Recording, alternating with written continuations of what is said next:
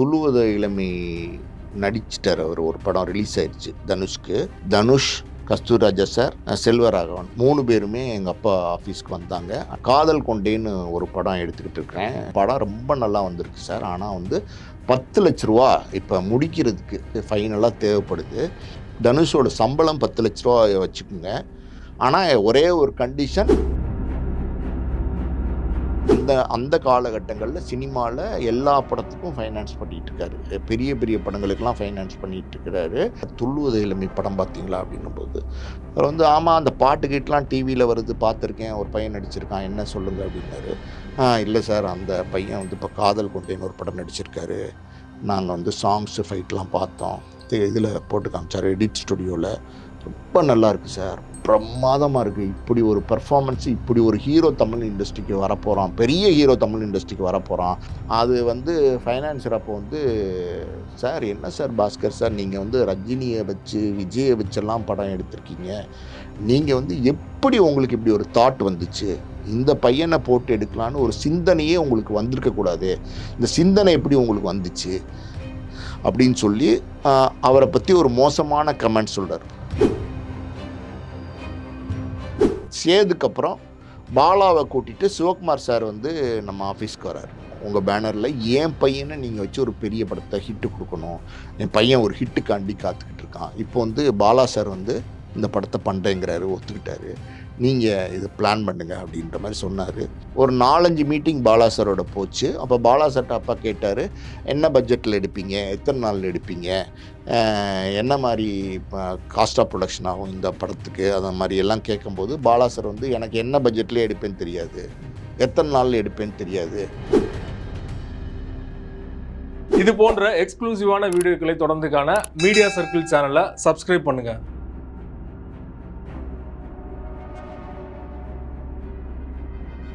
Media circle நேயர்களுக்கு வணக்கம். இன்றைக்கு நம்மோடு நேர்காணலுக்காக பாலாஜி பிரபு சார் தான் நம்மோடு இணைந்திருக்கிறார். அவரோடு பேசலாம். சார் வணக்கம். வணக்கம். அதே போல் நீங்கள் பல படங்கள் வந்து தயாரிச்சிருக்கீங்க.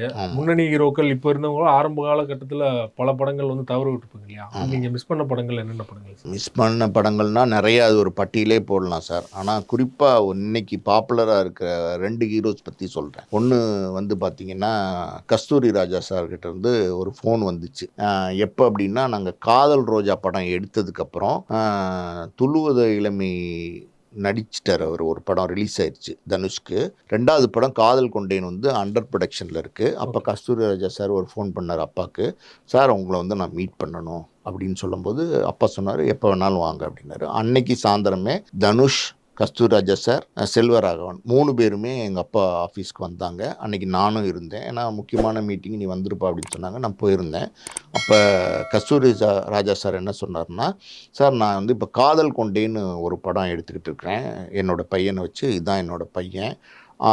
இந்த படத்துக்கு வந்து எல்லாத்தையும் நான் முடிச்சிட்டேன், பாட்டு ஃபைட்டு படம் ரொம்ப நல்லா வந்திருக்கு சார். ஆனால் வந்து 10 லட்ச ரூபா இப்போ முடிக்கிறதுக்கு, அந்த போஸ்ட் ப்ரொடக்ஷனுக்கு ஃபைனலாக தேவைப்படுது. அந்த 10 லட்ச ரூபா நீங்கள் வந்து கொடுத்தீங்கன்னா, தனுஷோட சம்பளம் 10 லட்ச ரூபா வச்சுக்கோங்க. ஆனால் ஒரே ஒரு கண்டிஷன், இந்த 10 லட்ச ரூபா எனக்கு ஒரே பேமெண்ட்டாக வேணும், 1 லட்ச ரூபா அட்வான்ஸு அந்த மாதிரி இல்லாமல் மொத்தமாக வேணும் அப்படின்னு சொன்னார். அப்பா சொன்னார், நம்ம வந்து படத்தோடைய சாங்ஸு ஃபைட்டு கிளிப்பிங்ஸ்லாம் பார்க்கலாம் அப்படின்னு சொன்னோன்னே, அபிராமபுரத்தில் வந்து ஒரு ஸ்டுடியோ இருந்துச்சு, ஒரு எடிட்டிங் ஸ்டுடியோ. அந்த ஸ்டுடியோவில் நான் அப்பா 2 பேரும் போயிருந்தோம். அங்கே வந்து வழக்கம் போல் கஸ்தூரிராஜா சார், தனுஷ், செல்வராகவன் 3 பேர் இருந்தாங்க. ஒரு எடிட்டர் இருந்தார். படத்தை போட்டு காமிச்சாங்க தியேட்டரில், இதில் ஸ்மால் ஸ்க்ரீனில் போட்டு காமிச்சாங்க. பாட்டு எல்லாம் பார்த்தா ரொம்ப பிரமாதமாக இருந்துச்சு. அதாவது வந்து துள்ளுவத இளமையில் நடித்த தனுஷ்க்கும் காதல் கொண்டேனில் நடிச்சிருக்கிற தனுஷ்க்கும் மிகப்பெரிய டிரான்ஸ்ஃபர்மேஷன், மிகப்பெரிய வித்தியாசம். என்னடா அந்த பையன் மெச்சூரிட்டி மட்டும் இல்லை, அடித்து தூள் பண்ணிட்டான் அந்த பையன் அப்படிங்கிற மாதிரி அந்த படத்தில் டான்ஸ் பண்ணியிருந்தார். சில பாட்டெல்லாம் பார்த்திங்கன்னா ஆக்ரோஷமாக ஆட்டம் போட்டிருந்தார், தன்னுடைய முழு உழைப்பை கொடுத்துருந்தார். ரொம்ப வித்தியாசமாக இருந்துச்சு பாட்டு. ஃபைட்டோடைய மூமெண்ட்ஸ் எல்லாம் பார்த்திங்கன்னா பயங்கர ஃபெரோசிஸாக ஒரு மாதிரி வித்தியாசமாக இருந்துச்சு. அந்த காலத்து ப்ரூஸ்லி மாதிரி இருந்துச்சு தனுஷோட ஃபைட்டெல்லாம் பார்க்கும்போது. அப்போ படம் அந்த ஃபைட்டு சாங்ஸ் மட்டும்தான் நாங்கள் பார்த்தோம்.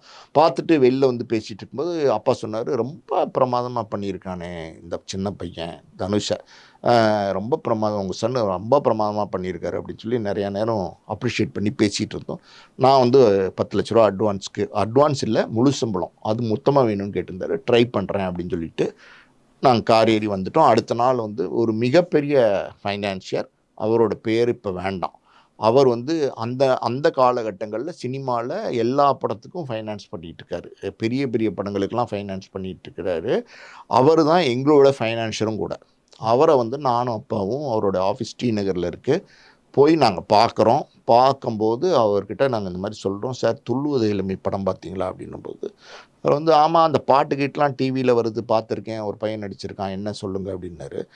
இல்லை சார் அந்த பையன் வந்து இப்போ காதல் கொண்டேன்னு ஒரு படம் நடிச்சிருக்காரு, நாங்கள் வந்து சாங்ஸு ஃபைட்லாம் பார்த்தோம், இதில் போட்டு காமிச்சார் எடிட் ஸ்டுடியோவில், ரொம்ப நல்லா இருக்குது சார், பிரமாதமாக இருக்குது, இப்படி ஒரு பர்ஃபார்மன்ஸு, இப்படி ஒரு ஹீரோ தமிழ் இண்டஸ்ட்ரிக்கு வரப்போகிறான், பெரிய ஹீரோ தமிழ் இண்டஸ்ட்ரிக்கு வரப்போகிறான் அப்படிங்கிற மாதிரி ஒரு சைன் எனக்கு தோணுது. அதனால் வந்து அவங்க அப்பா வந்து தற்செயலாக அடுத்த படம் நீங்கள் பண்ணிக்கோங்க, எனக்கு 10 லட்ச ரூபா மொத்தமாக கொடுங்க, போஸ்ட் ப்ரொடக்ஷன் முடிக்கிறதுக்கு வேணும்னு கேட்குறாரு, நீங்கள் கொடுத்தீங்கன்னா நம்ம உடனே ஒரு அக்ரிமெண்ட் போட்டு புக் பண்ணி கமிட் பண்ணிடலாம் சார். 3வது படம் நம்ம படம் தான், அதுவும் ஃபஸ்ட்டு அவுட் சைட் பேனரு தனுஷ்க்கு நம்ம படமாக தான் இருந்திருக்கும், ஏன்னா 2ம் அப்பாவோட படம் தான். அது வந்து ஃபைனான்சர் அப்போ வந்து, சார் என்ன சார் பாஸ்கர் சார், நீங்கள் வந்து ரஜினியை வச்சு விஜயை வச்செல்லாம் படம் எடுத்திருக்கீங்க, நீங்கள் வந்து சிவகுமார் மாதிரியான, கார்த்திக் மாதிரியான மெச்சூர் ஆர்டிஸ்ட்லாம் வச்சு படம் எடுத்திருக்கீங்க, பெரிய பெரிய படங்கள் எடுத்திருக்கீங்க, நீங்கள் வந்து எப்படி உங்களுக்கு இப்படி ஒரு தாட் வந்துச்சு, இந்த பையனை போட்டு எடுக்கலான்னு ஒரு சிந்தனையே உங்களுக்கு வந்திருக்கக்கூடாது, இந்த சிந்தனை எப்படி உங்களுக்கு வந்துச்சு அப்படின்னு சொல்லி அவரை பற்றி ஒரு மோசமான கமெண்ட் சொல்கிறார் ஃபைனான்ஷியர். அந்த கமெண்ட் இங்கே வேண்டாம், ஒரு ஷேமிங் பண்ண மாதிரி ஒரு கமெண்ட் சொல்கிறாரு. சொன்னோன்னே அப்பாவும் நானும் கொஞ்சம் ஷாக் ஆகிட்டோம். அப்பா சொன்னார், இல்லை சார், நான் as a director, as a technician எனக்கு ஒரு ஐடியா இருக்குது, நிச்சயமாக அந்த பையன் நல்லா வருவான், நாளைக்கு தமிழ் இண்டஸ்ட்ரியில் மிகப்பெரிய ஆளுமையாக இந்த பையன் மாறுவான் சார், அதில் எந்த சந்தேகமும் கிடையாது, நீங்கள் இப்போ 10 லட்சம் கொடுத்தீங்கன்னா நம்ம அந்த 3வது படத்துக்கு அந்த பையனை கமிட் பண்ணிடலாம், பெரிய வியாபாரமும் பண்ணலாம், ஏன்னா பிஸ்னஸ் நோக்கி தானே தொழில் இருக்குது, அதனால் வியாபாரமும் பண்ணலான்னு சொல்லும்போது அவர் அந்த ஃபைனான்சியர் சொன்னார், பாஸ்கர் சார் எனக்கு தெரில நீங்கள் எப்படி இப்படி ஒரு டிசிஷன் எடுத்தீங்க, நீ இவ்வளோ பெரிய டைரக்டர் ப்ரொடியூசரு இந்த பையனை வச்சு எடுக்கலான்னு, ஆனால் எனக்கு ரொம்ப ஷாக்கிங்காக இருக்குது நீங்கள் இப்படி ஒரு டிசிஷனோடு வந்தது, நாளைக்கு பெரிய நடிகனாக வருவான்னு சொல்கிறீங்கல்ல, ஒருவேளை வந்துட்டால் அன்னைக்கு அவர் கேட்குற சம்பளத்தை நம்ம கொடுக்கலாம், அப்போ நம்ம வந்து அவரை புக் பண்ணி எடுத்துக்கலாம் அப்படிங்கிற மாதிரி ஃபைனான்ஸ் பண்ணுறதுக்கு ரெஃப்யூஸ் பண்ணிட்டார். சரி ஓகே சார், அப்புறம் பெரிய நடிகனாக வந்துட்டா எப்படி டேட்ஸ் கொடுப்பாங்க, நான் தான் முன்னாடியே சொன்னேன்ல, சின்ன நடிகனாக இருக்கும்போது தான் நம்மளை மாதிரி தயாரிப்பாளர்கள் தேடி வருவாங்க, பெரிய நடிகனாக மாறிட்டா நம்ம அவங்கள தேடி போனால் கூட டேட்ஸ் தர மாட்டாங்க. இது வந்து சினிமாவில் நடக்கிற ஒரு சகஜமான விஷயம், நான் இப்போ ஏற்கனவே கூட பேசணும் அதை பற்றி. இப்போ அப்பா வந்து சரி ஓகே அப்படின்னு சொல்லிட்டு வந்துட்டார். அன்னைக்கு 10 லட்ச ரூபாங்கிறது பெரிய தொகை, ஒரே ஷாட்டில் 10 லட்ச ரூபாங்கிறது பெரிய தொகை தான். அப்போ வந்து கஸ்தூரி ராஜா சார்கிட்ட கூப்பிட்டு ஃபோனில், சார் அந்த ப்ராஜெக்ட் நம்ம பண்ண முடியாது, சாரி சார் இந்த மாதிரி சூழ்நிலை அப்படின்னு சொன்னோன்னே சரி சார்னு சொல்லிவிட்டு அவர் விட்டுட்டார். அந்த படம் தான் வந்து திருடா திருடியாக வெளியில் வந்துச்சு, அதுவும் பயங்கரமான ஹிட் ஆகிப்போச்சு, ஹேட்ரிக் ஹிட் ஆகிப்போச்சு, மன்மதராசாலாம் பட்டை கிளப்பிச்சு. அந்த படம் ஆக்சுவலி திருடா திருடி கதை கிடையாது, அந்த 3வது படம் நம்ம தான் பண்ண வேண்டியது, அந்த அமௌண்ட்டை வேற ஒரு ப்ரொடியூசர் கொடுத்து அந்த 3வது படத்தை அவர் எடுத்தார். அதுக்கப்புறம் வந்து இந்த புதுக்கோட்டையில் சரவணன் ஒரு டேட்ஸ் கூட கொடுத்து அதே தயாரிப்பாளருக்கு தனுஷ் பண்ணார், அதெல்லாம் இருக்குது. அந்த தயாரிப்பாளரோட டெத்துக்கும் தனுஷ் போல. இது வந்து நீங்கள் வந்து ஒரு கேள்வி கேட்டிங்கல்ல, இது வந்து சினிமாவில் வந்து ரொம்ப சாதாரணமாக நடக்கிற ஒரு விஷயம், நம்ம அதை பெருசாக எடுத்துகிட்டு பேசணும்னு வச்சுக்கோங்க, நம்ம தான் பேசிக்கிட்டு இருக்க வேண்டியிருக்கும், அவ்வளோதான். இது வந்து தனுஷை மிஸ் பண்ண ஒரு படம், ஒரு விஷயம். 2வது ஒரு விஷயம் என்னன்னா, அதுக்கப்புறம் அந்த இவரை பார்த்தீங்களா, ஃபினான்ஸ் பண்றவரை, படம் ஹிட் ஆயிடுச்சு, ஃபினான்ஸ் பண்றவர் அடுத்து எங்களுக்கு ஃபைனான்ஸ் பண்ணிட்டு தான் இருக்காரு, நாங்கள் அடுத்து 9 ஹிட் ஆயிடுச்சு, அதை பற்றி பேசுனீங்க. ஆமாம்மா ஹிட் ஆயிடுச்சு. அவங்க சார் இப்போ வந்து சார் அவங்க வந்து ப்ராக்டிக்கலாக வியாபாரம் பண்ணுறவங்க சார், அவங்க வந்து ஃபைனான்சர், அவங்களுக்கு என்னென்னா நமக்கு வந்து பணம் கொடுத்துருக்கோம், தொழில் நடக்கணும், கொடுக்குற பணம் ப்ராப்பராக போகணும், ப்ராப்பராக வரணும் அப்படின்றது அவங்களுடைய எண்ணமாக இருக்கும். அதில் தப்பும் கிடையாது. ஏன்னா சினிமா வந்து நம்பி இன்வெஸ்ட் பண்ணுறது வந்து ரொம்ப ரிஸ்க்கான விஷயம். அதில் வந்து அவங்களோட சேஃப்டியை அவங்க பார்க்குறாங்க, அவ்வளோதான். நம்ம வந்து ஒரு டெக்னீஷியனாக ஒரு டேரக்டராக இருக்கும்போது ஒரு கால்குலேஷன் இருக்குது. இந்த பையன் நல்லா வருவான் போலேன்னு நம்ம நினச்சி கேட்டோம். ஆனால் அவங்க முடியாதுன்னு சொல்லிட்டாங்க. அது நடக்காமல் போயிடுச்சு. அதுக்கப்புறம் ஒரு பெரிய ஹீரோவோட படம் நாங்கள் மிஸ் பண்ணோம் அப்படின்னு சொன்னால், சேதுக்கப்புறம் பாலாவை கூட்டிகிட்டு சிவகுமார் சார் வந்து நம்ம ஆஃபீஸ்க்கு வராரு. ஓகே. ஆமாம், டேரக்டர் பாலா அவரை கூட்டிகிட்டு நம்ம ஆஃபீஸ்க்கு வராரு. நந்தா படத்துக்காண்டி கூப்பிட்டு வந்து இந்த மாதிரி வந்து வாத்தியாரையும் தான் அப்பா கூப்பிடாரு. வாத்தியார் சின்ன குறுக்கீடு ஏற்கனவே ஒரு பேட்டியில் கூட பார்த்துருக்கேன். சிவகுமார் சார் கூட சொல்லியிருந்தாரு, அவங்க அப்பா பேரை சொல்லாமல் சொல்லியிருந்தாரு, ஒரு படம் ஒரு டேரக்டரும் ஒரு ஹீரோவும் பேசாமல் ஒரு படத்தில் நடிக்க முடியுமா? ஆமாம், டேக் கூட பார்த்தீங்கன்னா என்ன ஓகேவா அப்படின்னு நான் திரும்பிட்டு கேட்பேன், அவரும் ஓகே இல்லை திரும்ப அப்படி சொல்கிறது அப்படி இந்த நிகழ்வுலாம் இருந்தது இல்லையா? ஆமாம் ஆமாம். அந்த மாதிரி ஒரு வருத்தமான ஒரு சுச்சுவேஷன் தான் இருந்திருக்குது. ஆனாலுமே வந்து உங்களை தேடி வந்தார் அவருடைய பையனுக்காக. இல்லை, பன்னீர் நதிகளில் வந்து அந்த மாதிரி ஒரு சுச்சுவேஷன் வந்து அப்பாவுக்கும் சிவகுமாருக்கும் ஏற்பட்டதுன்னு உண்மைதான். 56 நாள் வந்து அந்த படம் வந்து அவர் நடிகராகவும் அவர் நடிகராக அப்பாட்ட ப்ரொடியூசராக டைரக்டராக பேசிக்கல.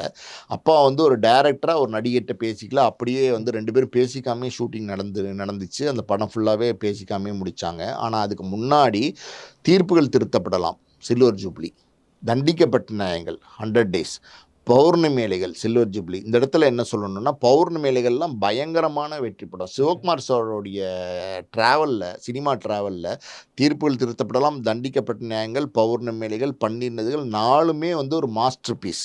அப்பாவுக்கும் சிவகுமார் சாருக்கும் ஒரு பெரிய அண்டர்ஸ்டாண்டிங் இருந்துச்சு. இன்னொரு முக்கியமான விஷயம் இதில் என்னென்னா, தீர்ப்புகள் திருத்தப்படலாம், தண்டிக்கப்பட்ட நியாயங்கள், பௌர்ணமிகள், பன்னீர் நதிகள் எல்லாமே நம்ம ஆஸ்கார் மூவிஸ் பேனரில் அடுத்தடுத்து சிவகுமார் சாரே ஹீரோவாக பண்ணார். அப்பாவுக்கும் சிவகுமார் சாருக்கும் நல்ல நட்பு இருந்துச்சு. ஒரு அண்ணன் தம்பி மாதிரி ஒரு நல்ல நட்பு இருந்துச்சு.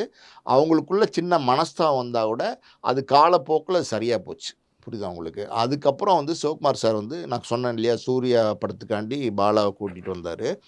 அதே நம்ம இந்த படத்தை எடுக்கலாம், நான் வந்து ஆஸ்கார் மூவிஸ் பேனரில் வந்து எனக்கு தாய் வீடு மாதிரி அவர் சொன்ன வார்த்தை, 4 படம் நம்ம பண்ணியிருக்கோம், இன்றைக்கும் உங்கள் பேனரில் என் பையனை நீங்கள் வச்சு ஒரு பெரிய படத்தை ஹிட்டு கொடுக்கணும், என் பையன் ஒரு ஹிட்டுக்காண்டி காத்துக்கிட்டு இருக்கான், இப்போ வந்து பாலா சார் வந்து இந்த படத்தை பண்ணுறேங்கிறாரு, ஒத்துக்கிட்டாரு, நீங்கள் இதை பிளான் பண்ணுங்கள் அப்படின்ற மாதிரி சொன்னார். அப்புறம் சரி சார் நம்ம பிளான் பண்ணுவோம் அப்படின்னு சொல்லி அப்பாவும் ஒத்துக்கிட்டாரு. அப்புறம் பாலா சார் மட்டும் தனியாக வந்தார். ஒரு 4-5 மீட்டிங் பாலா சாரோட போச்சு. அப்போ பாலா சார்ட்ட அப்பா கேட்டார், என்ன பட்ஜெட்டில் எடுப்பீங்க, எத்தனை நாளில் எடுப்பீங்க, என்ன மாதிரி காஸ்ட் ஆஃப் ப்ரொடக்ஷன் ஆகும் இந்த படத்துக்கு, அந்த மாதிரி எல்லாம் கேட்கும்போது பாலா சார் வந்து எனக்கு என்ன பட்ஜெட்லேயே எடுப்பேன்னு தெரியாது, எத்தனை நாளில் எடுப்பேன்னு தெரியாது, எத்தனை எத்தனை அடி ஃபிலிம் யூஸ் பண்ணுவேன்னு தெரியாது, அது இதுன்னு சொன்னார்.